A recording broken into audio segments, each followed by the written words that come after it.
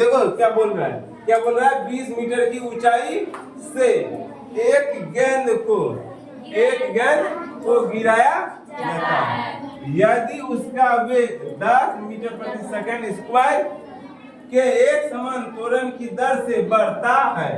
यानी जब गेंद को गिराया करता ऊपर से 20 मीटर के ऊपर से, तो उसका त्वरण 10 मीटर प्रति सेकंड स्क्वायर से क्या हो रहा है, एक समान त्वरण से बढ़ रहा है, ये बढ़ रहा है, बढ़ता है। तो यह किस वेग से धरातल से टकराएगी? ये हो गया धरातल, गेंद की ऊंचाई कितना मीटर? 20 मीटर ना। यहाँ से क्या कर रहा है, इसको पृथ्वी की तरफ थोड़ा गेंद गिराया जा रहा है, कितना त्वरण से बढ़ता जा रहा है, 10 मीटर प्रति सेकंड स्क्वायर के वेग से बढ़ता जा रहा है, ये बोला बढ़ता है। तो ये जो पृथ्वी पे टकराएगी, धरातल में टकराएगी, किस वेग से टकराएगी, ये बोला है, किस वेग से धरातल से टकराएगी। पहला बात, एक बात तो हो गया कि अगर अंतिम वेग कितना है यही निकालना है, समझ में आ रहा है। और दूसरा बात क्या बोला, कितने समय पश्चात वह धरातल से टकराएगी, यानी कि ऊपर यानी 20 मीटर ऊंचाई से छोड़ा इसको, इसमें यानी धरातल में टकराएगा जिस, तो कितना समय लगेगा, 20 मीटर की ऊंचाई से छोड़ा गया, कितने समय बाद पृथ्वी से टकरा जाएगी, यानी धरातल से टकरा जाएगी। समझ में आया? तो आगे समझो, देखकर दूरी कितना है, 20 मीटर। प्रारंभिक वेग की बात किया तो है, लेकिन कितना है वो पता नहीं है। तो जैसे यहाँ से गेंद छोड़ा तो प्रारंभिक वेग क्या हो गया, 0 हो गया, प्रारंभिक वेग 0। और एक्सेलरेशन यानी त्वरण कितना है, 10 मीटर प्रति सेकंड स्क्वायर है। और तो अंतिम वेग पूछा, यानी अंतिम वेग पूछा, धरातल में जब टकराएगी वो क्या हो जाएगा, अंतिम वेग। चलो भाई क्या है, कितना वेग से टकराएगा, तो अंतिम वेग का स्क्वायर बराबर प्रारंभिक वेग का स्क्वायर प्लस 2 गुना त्वरण गुना दूरी, दूरी यानी s, विस्थापित दूरी को या दूरी को।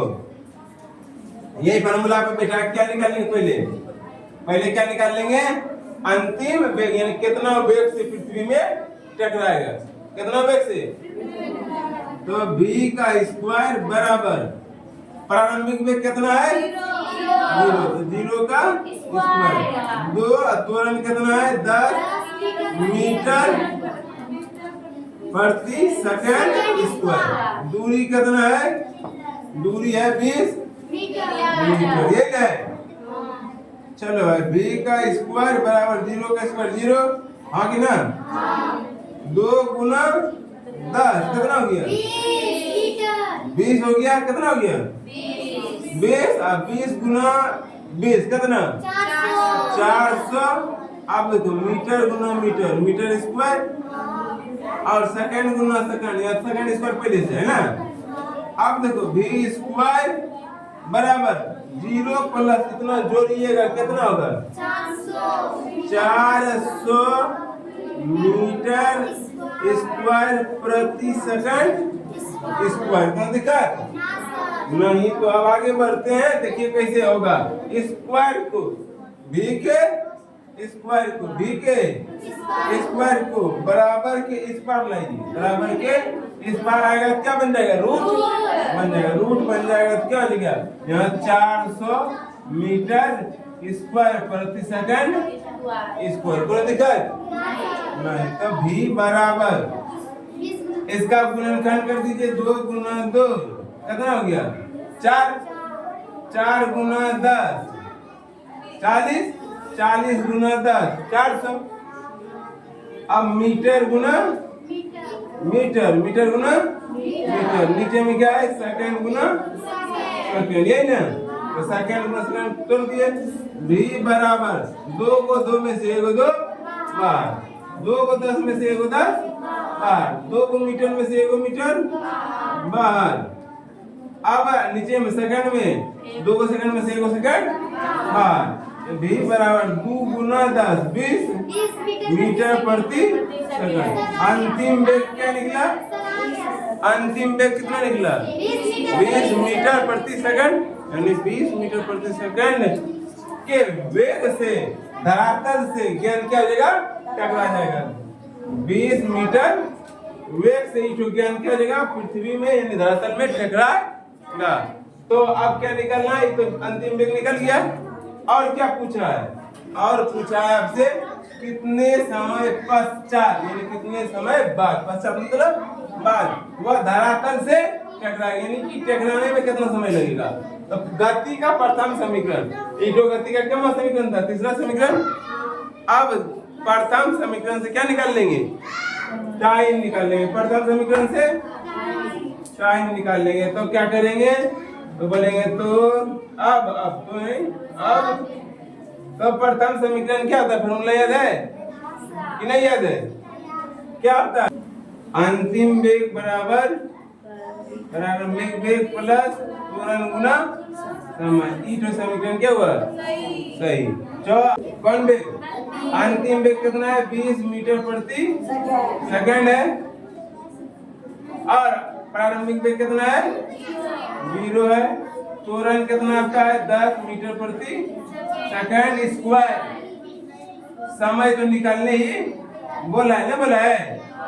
चलो भाई, तो 20 मीटर प्रति सेकंड बटे में बराबर जो 0 है, जो 0 के बराबर के इस पार लाइएगा, क्या रहेगा? 0 ये प्लस में इधर के माइनस में, बराबर में 10 मीटर प्रति सेकंड स्क्वायर गुने समय, है ना?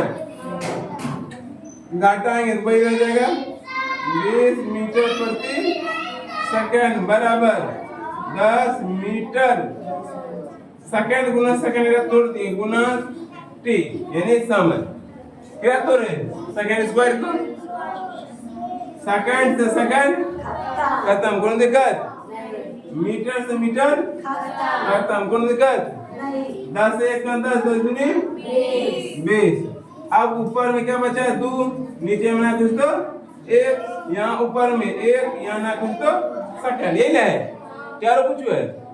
नहीं। तो अब देखिए 2, ये है 2, ये है सेकंड, गुना कर दीजिए। ये 1, ये गुना है टी, कोना कोनी गुना 1 गुना टी, तो टी 2 गुना सेकंड, तो 2 सेकंड। समय कितना निकला? 2 सेकंड बाद धरातल से गेंद क्या हो जाएगा? टकरा जाएगा।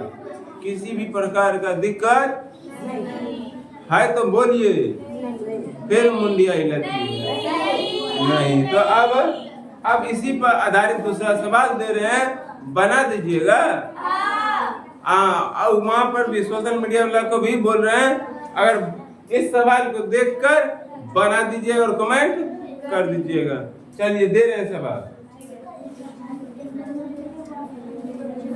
हाइट दिए, यानी ऊंचाई दिए 50 मीटर। ऊंचाई कितना दिए?